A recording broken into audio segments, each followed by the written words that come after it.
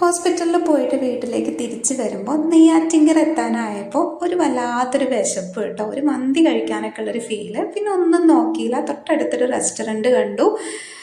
Royals എന്നാണ് കേട്ടോ റെസ്റ്റോറൻറ്റിൻ്റെ പേര്. പുറത്തുനിന്ന് കാണുമ്പോൾ തന്നെ ഒരു ഭംഗിയുണ്ട്. അത്ര വലുതായിട്ടൊന്നും തോന്നില്ല എന്നുണ്ടെങ്കിലും അത്യാവശ്യം നല്ലൊരു നാച്ചുറൽ ലുക്ക് കേട്ടോ കാണാൻ.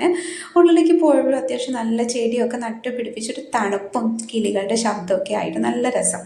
അങ്ങനെ മന്തി ഓർഡർ ചെയ്തു. അഫ്ഗാൻ മന്തി കേട്ടോ, അതാണ് ഇതിൻ്റെ പേര്. പെരി പെരി അൽഫാമും പിന്നെ മന്തിയാണ്. അങ്ങനെ ഇതൊക്കെ കൂട്ടി നന്നായിട്ട് ഫുഡ് കഴിച്ചു. മയണൈസ് നമുക്ക് തീരെ ഒഴിച്ചുകൂടാൻ പറ്റാത്തൊരു സാധനമാണല്ലോ. അപ്പോൾ അതൊക്കെ വെച്ച് നന്നായിട്ട് മന്തി കഴിച്ചു കേട്ടോ.